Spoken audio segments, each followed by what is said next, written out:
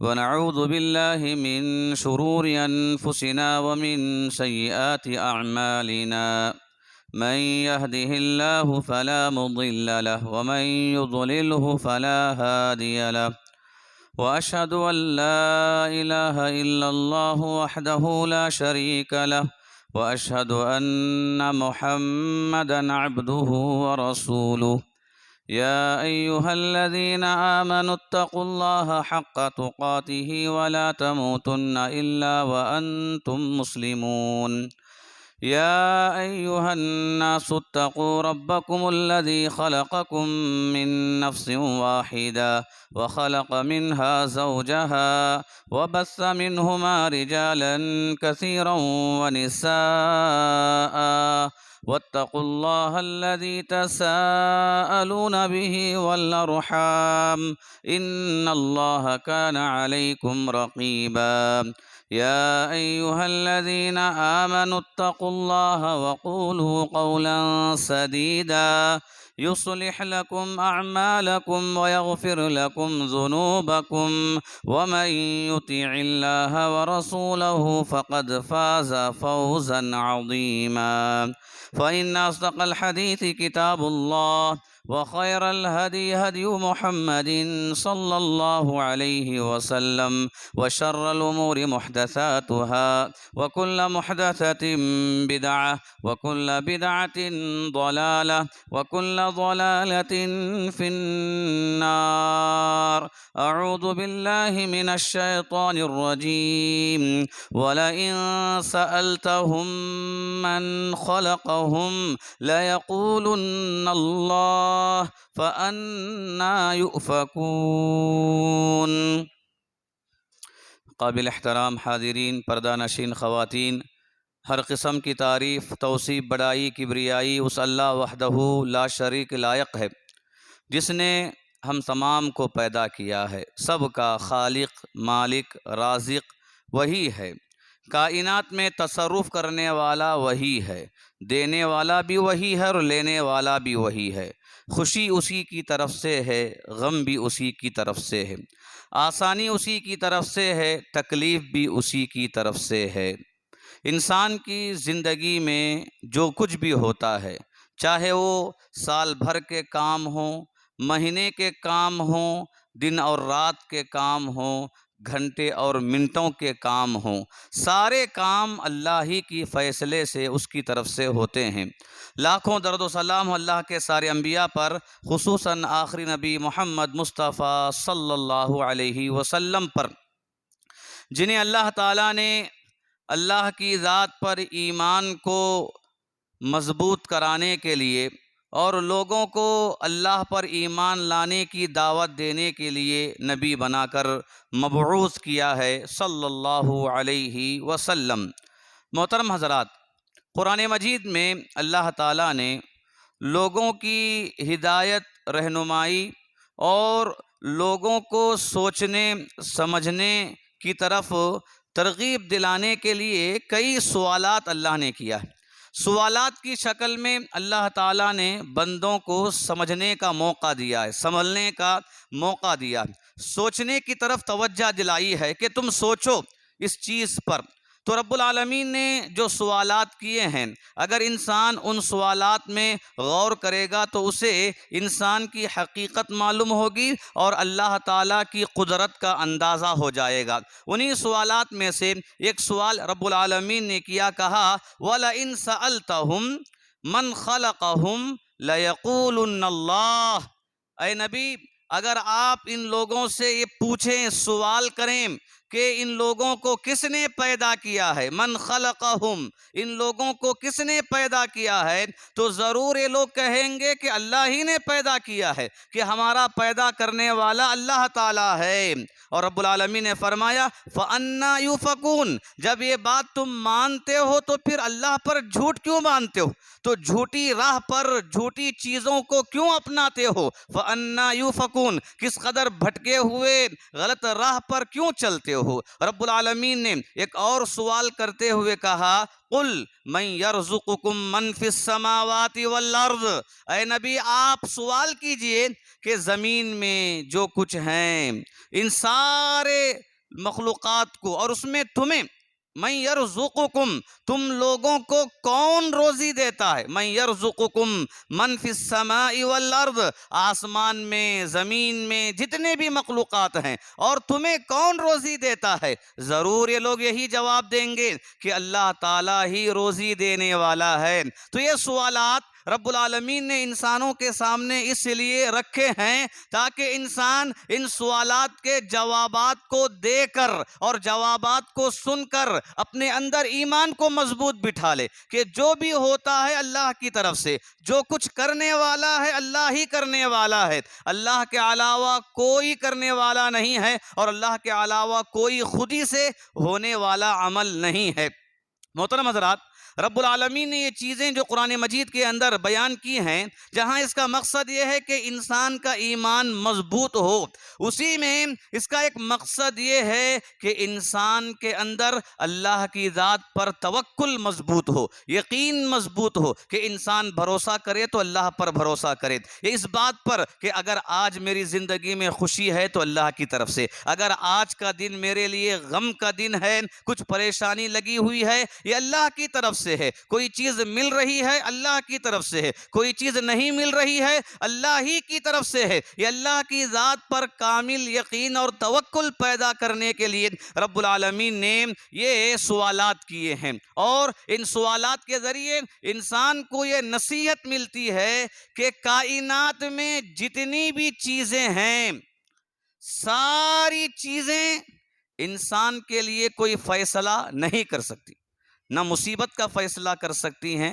نہ پریشانیوں کا فیصلہ کر سکتی ہیں، نہ ہی اچھائی کا فیصلہ کر سکتی ہیں۔ جیسے بعض لوگ کیا ہے، بعض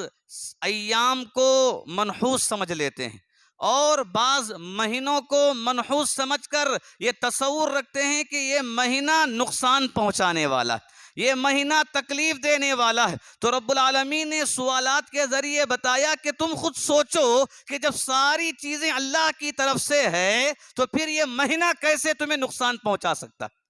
یہ دن تمہیں کیسے فائدہ دینے والا، وہ دن تمہیں کیسے نقصان پہنچانے والا ہو سکتا ہے۔ تو رب العالمین نے غور کرنے اور تدبر کرنے، توجہ دینے کے لیے یہ سوالات کیا ہے تاکہ لوگوں کی بات معلوم ہو جائے کہ تصرف کرنے والا اللہ تعالیٰ ہے، تدبیر کرنے والا اللہ تعالیٰ ہے، وہی مدبر ہے، وہی مصرف ہے اور وہی انسان کی زندگی کو لے کر چلنے والا ہے، کائنات میں تصرف کرنے والا۔ اللہ کے رسول صلی اللہ علیہ وسلم نے چیزوں کو منحوس سمجھنے والے، دنوں کو منحوس سمجھنے والے، ایک گھڑیوں کو منحوس سمجھنے والے لوگوں کے سامنے آپ صلی اللہ علیہ وسلم نے بات بتائی، کہا الطیرۃ شرکن، لوگوں سنو، کسی کو منحوس سمجھنا یہ شرک ہے، کسی کے کام کو منحوس سمجھنا یہ شرک ہے، کسی کی پیدائش کو یا کسی کی آمد کو، کسی کے جانے کو منحوس سمجھنا یہ شرک ہے۔ یہ زمانے جاہلیت میں عرب کے لوگ یہ کام کیا کرتے تھے، بلکہ ان سے پہلے نبیوں کے ساتھ لوگوں کا رویہ اسی انداز میں تھا کہ ایمان لانے کی جب دعوت دی جاتی تو ایمان سے رکنے کے لیے نبی پر الزام لگا دیتے کہ ہم تمہیں منحوس سمجھتے ہیں، کہ تمہاری آنے کی وجہ سے یہ سارے مسائل یہاں ہمارے گاؤں کے اندر ہونا شروع ہو گئے، اختلافات شروع ہو گئے، لوگ ہمارے بتوں کو چھوڑ دیے، معبودان ہمارے معبودوں کو لوگوں نے ترک کر دیا۔ رب العالمین نے کہا کہ صالح علیہ السلام کی قوم نے صالح علیہ السلام سے فرمایا قالوا طیرنا بک وبمن معک، کہ اے صالح ہم تمہیں منحوس سمجھتے ہیں اور تمہارے ساتھ یہ رہنے والے مومنوں کو منحوس سمجھتے ہیں،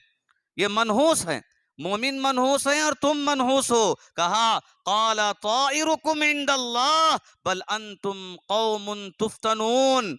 کہا کہ اے نبی آپ بتائیے ان لوگوں کو کہ نحوست تو تمہاری ہے، نحوست تو تمہارے اندر ہے اور تمہاری برائی اللہ کے پاس موجود ہے، اور سن لو کہ تم ایسی قوم ہے کہ تمہیں اللہ تعالیٰ آزما رہا ہے، امتحان میں ڈال رہا ہے کہ اس طرح کے خیالات سے، بدعقیدگی سے، شیاطین کے وسوسوں سے اللہ تعالیٰ تمہیں فتنے میں ڈال رہا ہے، آزمائش میں ڈال رہا ہے۔ تو یہ صالح علیہ السلام کی قوم نے کہا تھا کہ ہم تمہیں منحوس سمجھتے ہیں اور مومنین کو منحوس سمجھتے ہیں۔ موسیٰ علیہ السلام کی قوم کے ذکر میں رب العالمین نے کہا کہ موسیٰ علیہ السلام کی قوم کہا کرتی تھی فَإِذَا جَاءَتْهُمُ الْحَسَنَةُ قَالُوا لَنَا هَذِهِ وَإِن تُصِبْهُمْ سَيِّئَةٌ يَطَّيَّرُوا بِمُوسَىٰ وَمَن مَّعَهُ أَلَا إِنَّمَا طَائِرُهُمْ عِندَ اللَّهِ وَلَٰكِنَّ أَكْثَرَهُمْ لَا يَعْلَمُونَ کہ موسیٰ کی قوم ایسی تھی، اگر کوئی بھلائی انہیں پہنچتی تو کہتے یہ ہمارے کاموں کی وجہ سے، یہ ہماری اچھائیوں کی وجہ سے ہے کہ ہمیں اچھائی مل رہی ہے، ہمیں خوشی مل رہی ہے۔ اگر کوئی تکلیف پہنچتی، برائی پہنچتی تو موسیٰ علیہ السلام اور ایمان والوں کو منحوس کہتے ہوئے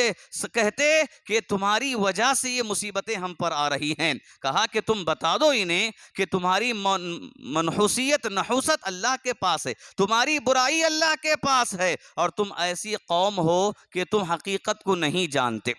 الغرض یہاں پر یہ بات بتائی جا رہی ہے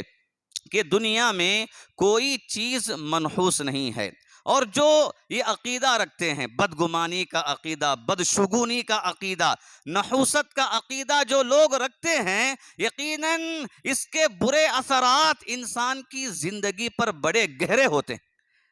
نحوست کا خیال رکھنا، بدشگنی کا خیال رکھنا، اس کے بہت برے اثرات انسان کے اخلاق پر آتے ہیں، صرف اس کے اوپر نہیں بلکہ اس کے پورے گھرانے پر، اس کے پورے قبیلے پر اس کے برے اثرات آتے ہیں۔ یقیناً یہ عقیدہ اس قدر غلط اور برا عقیدہ ہے کہ شریعت نے ہر وقت، ہر لمحے پر اس عقیدے سے روکا اور منع کیا ہے۔ ایک حدیث میں اللہ کے رسول صلی اللہ علیہ وسلم نے فرمایا من ردتہ الطیرۃ من حاجۃ فقد اشرکا، کہا اگر کوئی آدمی کسی کام کو کرنے کے لیے آگے بڑھا، کوئی کام کرنے کے لیے گیا، لیکن آگے جانے کے بعد کوئی چیز اسے منحوس دکھائی دی، کسی چیز سے اس نے بدگمانی لے لی، بدشگنی لے لی، اور کام کیے بغیر واپس ہو گیا، کام کیے بغیر واپس ہو گیا، تو آپ نے فرمایا اس نے شرک کیا۔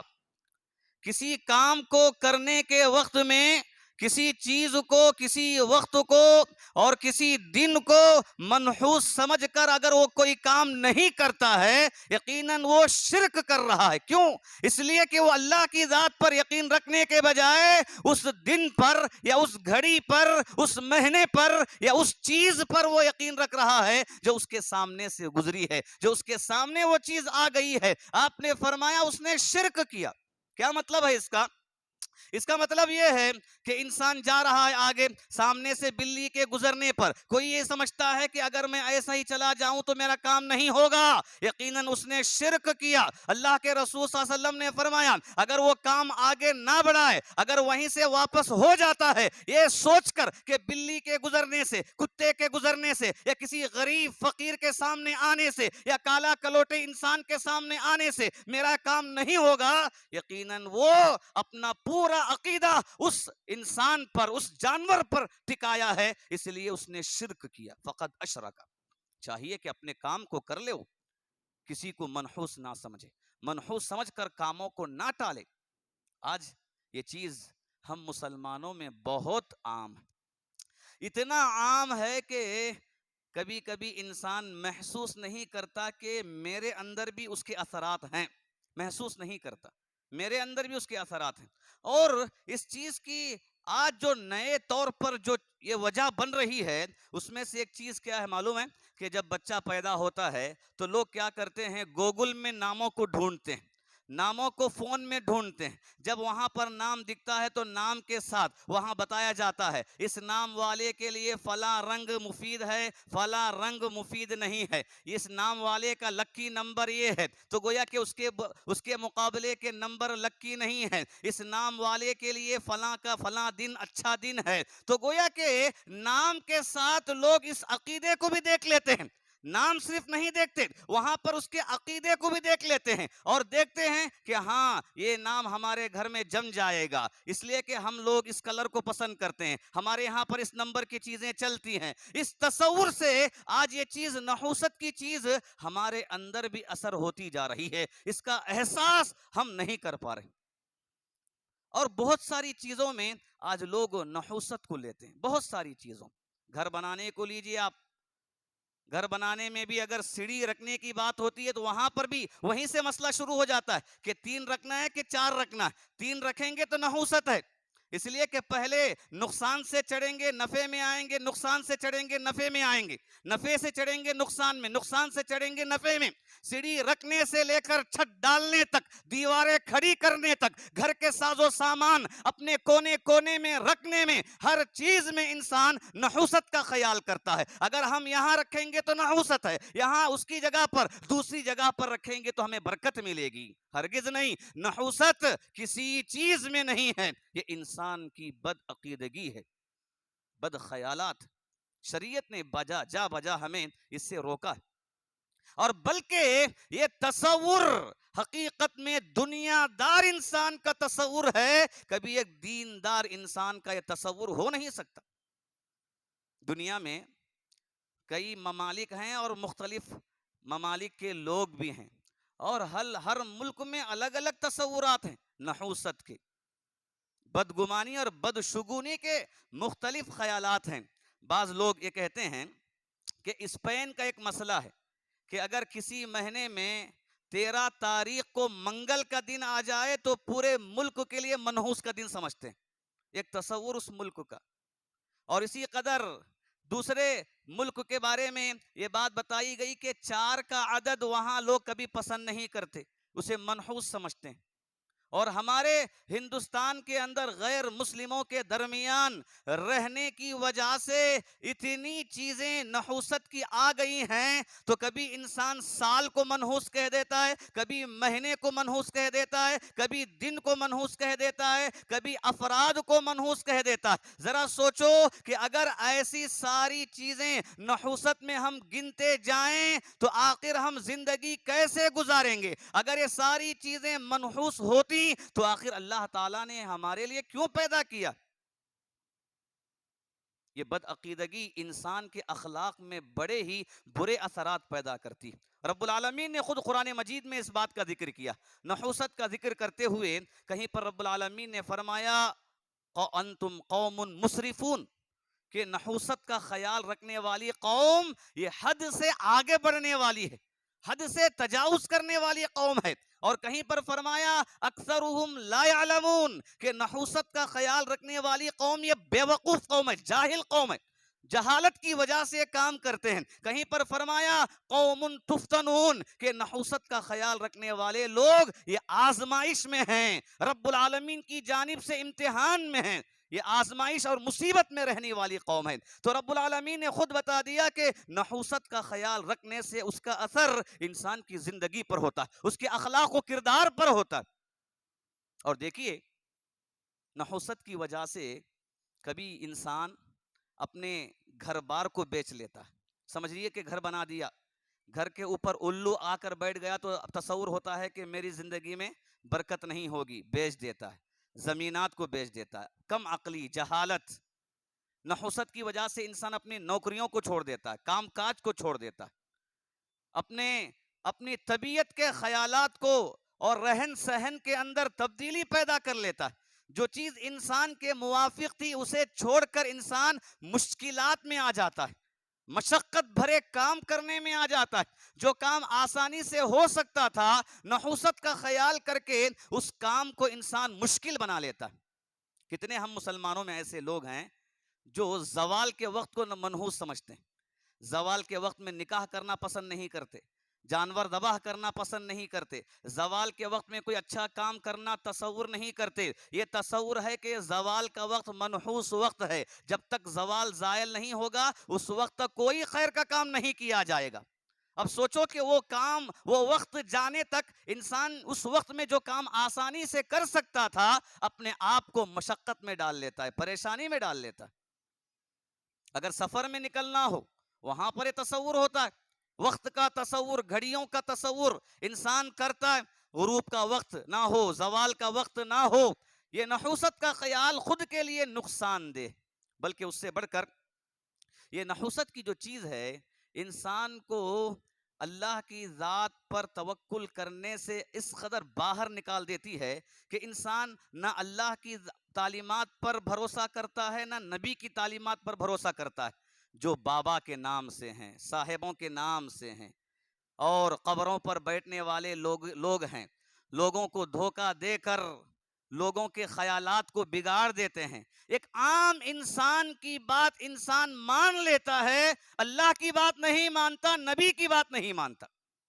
اللہ نے کہا کہ کسی چیز میں نحوست نہیں ہے، نبی نے آ کر کہا کہ لوگوں سن لو، لا عدوہ ولا طیرتا ولا حامت ولا سفر، کہ لوگوں سن لو، کوئی بیماری متعدی نہیں ہے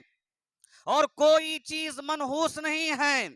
اور یہ الو جسے ہم کہتے ہیں، الو منحوس پرندہ نہیں ہے، اور اسی قدر آپ نے فرمایا سفر کا مہینہ بھی منحوس نہیں ہے، نبی نے بتایا، اور نبی کے بارے میں قرآن مجید نے گواہی دی، وما ينطق عن الهوى، کہ اللہ کے رسول صلی اللہ علیہ وسلم کبھی اپنے من مانی باتیں نہیں کرتے، وہی کہتے ہیں جو اللہ آپ کو بتاتا ہے، اللہ کی طرف سے دیے ہوئے پیغام کو آپ پیش کرتے ہیں۔ نبی کی بات ہمیں منظور نہیں ہے، لیکن ایک عام انسان کی بات ہم مانتے ہیں کہ یہ کرنے سے نحوست ہوگی، فلاں چیز آنے سے نحوست ہوگی۔ کس قدر ہماری یہ جہالت کی بات ہے۔ اسی لیے بعض لوگوں نے آج ہم مسلمانوں میں نحوست کے عام ہونے کے اسباب بیان کرتے ہوئے فرمایا کہ اس میں ایک سب سے بڑا سبب جہالت ہے، جس لیے کہ زمانے جاہلیت کے لوگ یہ عقیدہ رکھتے تھے، عرب کے لوگ یہ عقیدہ رکھتے تھے، اور دوسرا سبب یہ بتایا کہ آج ہمارے اندر یہ چیز پائی جا رہی ہے، تو اس میں ایک بہت بڑا سبب ایمان کی کمزوری ہے، ایمان کی کمزوری۔ اگر ایمان مضبوط ہوتا تو کبھی ہم یہ تصور نہیں کرتے۔ ایمان والے مصیبت کو بھی اللہ کے حوالے کر دیتے ہیں، خوشی کو بھی اللہ کے حوالے کر دیتے ہیں۔ اللہ کے رسول صلی اللہ علیہ وسلم نے ایک بہترین مومن کی مثال دیتے ہوئے فرمایا عجبا لامر المؤمن اذا اصابته السراء شکر فکان خیرا له واذا اصابته الضراء صبر فکان خیرا له۔ مومن کا معاملہ بڑا عجیب ہے، جب اسے خوشی ملتی ہے اللہ کا شکر ادا کرتا ہے تو اسے ثواب ملتا ہے، جب اسے مصیبت آتی ہے صبر کرتا ہے پھر بھی اللہ اسے خیر عطا کرتا ہے۔ تو گویا کہ مومن کی زندگی میں ثواب ہی ثواب، اس لیے کہ وہ اپنا پورا معاملہ اللہ کے حوالے کر دیتا ہے۔ اور دیکھیے کہ ہمیں شریعت نے مصیبت کے وقت میں پڑھنے کی جو دعا بتائی ہے، اگر انسان اس دعا کو بھی جان لے تو اسے معلوم ہو جائے گا، مصیبت آئے، کتنی بھی بڑی سی بڑی مصیبت بھی انسان پر آئے، ہمیں تعلیم دی گئی کہ ہم رب العالمین سے دعا کرتے ہوئے کہیں انا للہ و انا الیہ راجعون، ہم اللہ کے ہیں اور ہمارا لوٹنا اللہ کی طرف ہے۔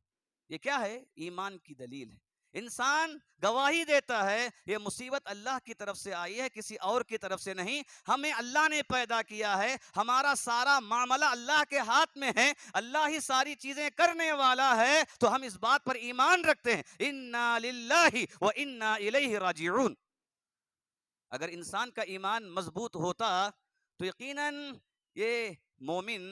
مصیبت کے وقت میں نحوست سمجھنے کے بجائے کسی چیز میں اللہ کی ذات پر ویسے توکل کرتا جیسا توکل کہ ابراہیم علیہ السلام نے کیا تھا۔ واقعہ ہمیں معلوم ہے کہ ابراہیم علیہ السلام کو جب آگ میں ڈالا گیا تو معلوم ہے کہ کتنی چیزیں آفر کے طور پر پیش کی گئیں، کبھی ہوا، کہا کہ حکم دو آگ کو بھگا دیں گے، کبھی بارش، حکم دو آگ کو بجھا دیں گے، کتنے آفر آپ کو دیے گئے۔ وہاں پر جبرائیل علیہ السلام آئے اور کہا کہ اے نبی آپ بتائیے ہم آگ کو ختم کر دیں، تو کہا کہ نہیں، اللہ کی ذات پر میں توکل کرتا ہوں، اللہ تعالیٰ مجھے اس سے بچا لے گا۔ جبکہ جبرائیل علیہ السلام اگر اپنے پروں سے اس آگ کو بجھا دیں تو بہت ہی آسانی کے ساتھ بجھا سکتے ہیں، لیکن کہا کہ اللہ کی ذات پر توکل ہے۔ اسی توکل کا نتیجہ تھا کہ رب العالمین نے اس قصے کو قرآن مجید کے اندر بیان کر دیا۔ ہم نے آگ سے کہا کہ اے آگ تو ابراہیم کے لیے ٹھنڈی ہو جا، سلامتی والی ہو جا۔ یہ ابراہیم علیہ السلام کا توکل تھا۔ اور اسی طرح کا واقعہ، ایمان کی مضبوطی کا واقعہ ایسا ہے کہ جب جنگ وحد ہو گئی، کفار جا رہے تھے، مسلمان اپنے راستے میں تھے، ایسے وقت میں کفار مکہ نے سوچا کہ چلو مسلمانوں کو اور تھوڑا ڈرائیں، اور تھوڑا انہیں ڈرائیں۔ آنے والے آدمی سے کہا کہ تم مدینہ جا رہے ہو تو مدینہ جانے کے بعد مدینے والوں سے کہو کہ مکے والے پھر طاقت جمع کر کے تم پر حملہ کرنے آ رہے ہیں۔ جیسے ہی یہ بات مدینے والوں نے سنا، صحابہ نے سنا، تو گھبرائے نہیں، اللہ کی ذات پر یقین اور توکل کی کیفیت ایسی تھی، کہا الذین قال لهم الناس ان الناس قد جمعوا لکم فاخشوہم فزادہم ایمانا، کہا کہ ان لوگوں کو دیکھو کہ جب لوگوں نے آ کر انہیں ڈرایا کہ لوگ تمہارے خلاف لڑنے آ رہے ہیں، تو اس بات سے وہ نہیں گھبرائے، بلکہ یہ بات نے ان کے ایمان میں اور اضافہ کر دیا، ان کا ایمان اور بڑھ گیا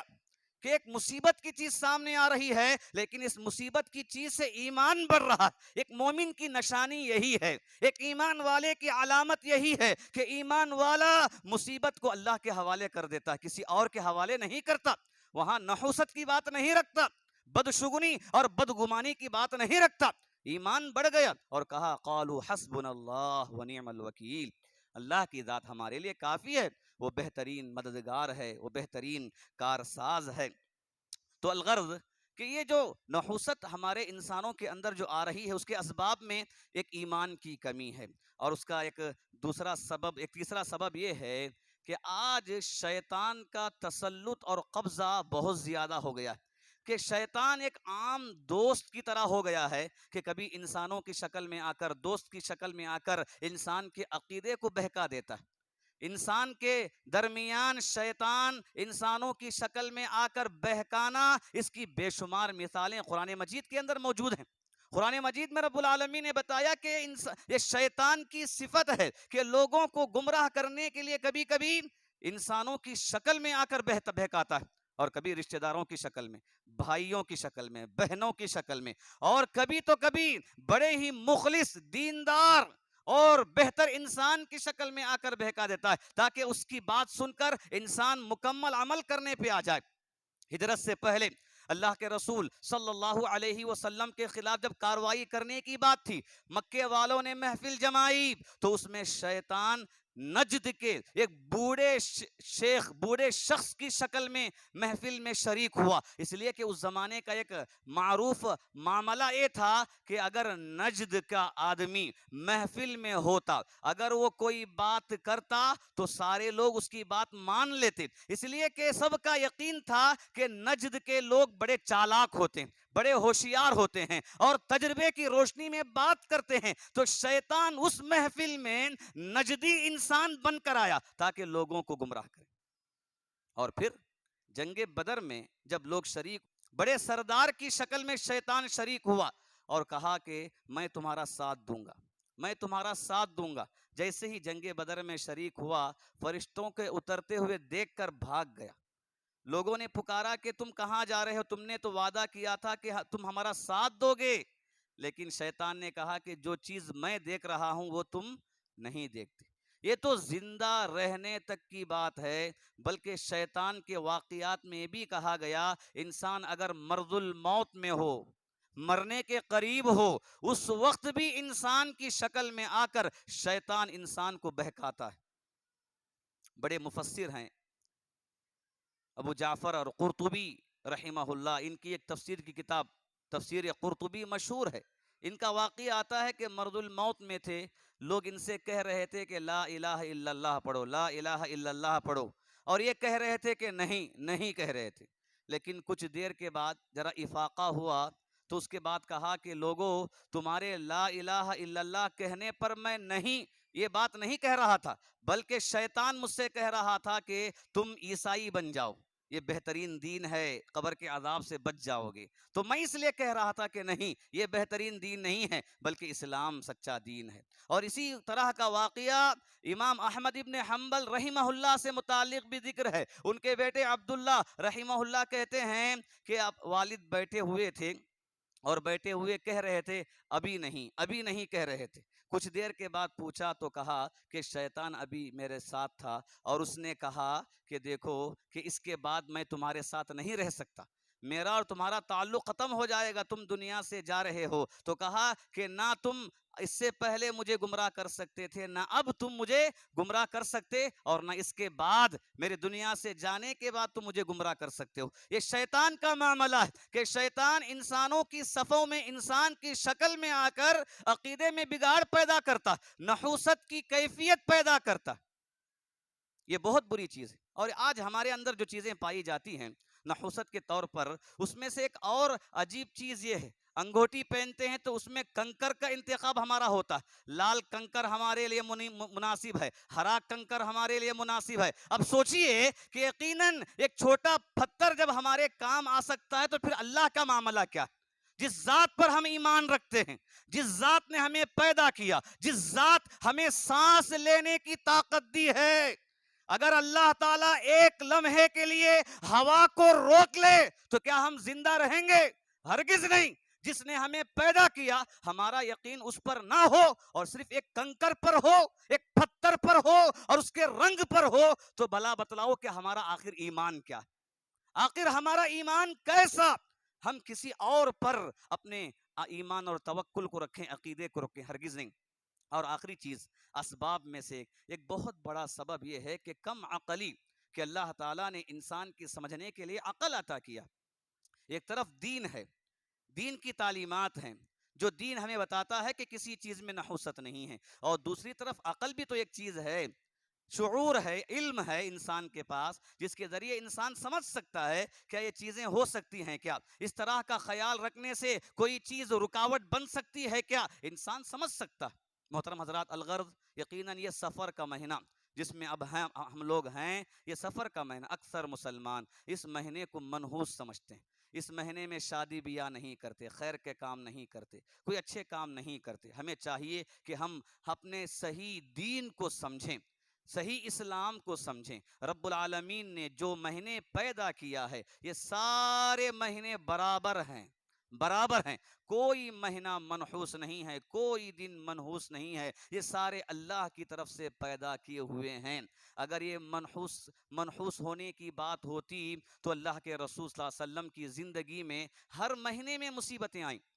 رمضان جیسے عظیم مہینے میں مسلمانوں پر جنگ بدر میں کئی صحابہ شہید ہو گئے، گھروں کے اندر مصیبتیں آئیں، کئی تکلیفیں آئیں، اور اس کے علاوہ اس کے بعد جنگ احد، خندق کا موسم ہے، اور بڑی بڑے جنگیں ہوئی ہیں جس میں کئی مسلمان، کئی گھرانے اس میں جن کی جانیں چلی گئیں، زخم جنہیں لگے ہیں، کئی مصیبتیں ٹوٹیں۔ اگر اس طرح ہم دیکھتے جائیں کہ فلاں مہینے میں کوئی مصیبت آئی ہے تو وہ مہینہ منحوس ہے، تو گویا کہ ہمارا پورا سال ہمارے لیے منحوس ٹھہرے گا، کوئی سال، کوئی مہینہ ہمارے لیے مفید نہیں ہو سکتا۔ بلکہ ہمارا یہ یقین ہونا چاہیے کہ جس ذات نے ہمیں پیدا کیا اسی ذات نے ان ساری چیزوں کو پیدا کیا ہے، ہر چیز ہمارے لیے ہے، ہمارے فائدے کے لیے، ہمارے خیر کے لیے ہے، کسی چیز میں نحوست نہیں ہے۔ آخری چیز، اللہ کے رسول صلی اللہ علیہ وسلم کی اس حدیث کے ساتھ ہم اپنی بات کو ختم کرتے ہیں۔ محترم حضرات، اگر ہمارا ایمان ہے کہ آپ صلی اللہ علیہ وسلم جو کچھ کہے ہیں بالکل سچ ہے، اگر ہمارا ایمان ہے تو آخر میں اس بات کو اپنے ذہن میں رکھیں کہ آپ نے فرمایا ان کان الشؤم فی شیء ففی الدار والمرأة والفرس۔ لوگوں سنو، اگر نحوست کسی چیز میں ہوتی تو ان تین چیزوں میں ہوتی۔ کیا ہے چیزیں؟ کہا ایک ہے گھر، گھر میں نحوست ہوتی، دوسری عورت میں نحوست ہوتی، تیسری چیز سواری، اس زمانے کے لحاظ سے آپ نے کہا گھوڑا، سواری۔ تو گویا کہ اگر نحوست ہوتی تو ان تین میں ہوتی، لیکن ان تین میں بھی نہیں ہے، مطلب یہ ہے کہ کسی میں بھی نہیں ہے، نہ دنوں میں، نہ مہینوں میں، نہ سال میں، نہ ہی چیزوں میں، نہ ہی ذاتوں میں، نہ جانوروں میں، نہ انسانوں میں۔ کسی میں بھی نحوست نہیں ہے۔ تو آپ صلی اللہ علیہ وسلم نے ہر چیز کی نفی کر دی اور بتایا ساری چیزیں فائدے کے لیے ہیں اور ہر چیز میں اللہ نے خیر کو رکھا ہے۔ چاہیے کہ انسان اس بات کو یقین کے ساتھ توکل کے ساتھ مان لیں، تسلیم کر لیں اور اللہ کی ذات پر کامل ایمان رکھیں۔ رب العالمین سے دعا ہے کہ اللہ تعالی ہم تمام کو اللہ کی ذات پر کامل ایمان رکھنے کی توفیق عطا فرمائے۔ رب العالمین مسلمانوں میں سفر کے مہینے سے متعلق جو بد عقیدہ پایا جا رہا ہے، اللہ تعالیٰ مسلمانوں کو اپنے عقیدے کی اصلاح کرنے کی توفیق عطا فرمائے۔ رب العالمین اللہ کی ذات پر مکمل توکل کرنے کی توفیق عطا فرمائے۔ اللہ تعالیٰ خوشی میں غمی میں اللہ ہی سے پکارنے کی توفیق عطا فرمائے۔ اللہ تعالیٰ جو بھی انسان کی زندگی میں کام ہو اس معاملے کو اللہ کے حوالے کرنے کی توفیق عطا فرمائے۔ اللہ تعالیٰ ہم میں جو بیمار ہیں اللہ انہیں شفائے کاملہ عاجلہ عطا فرمائے۔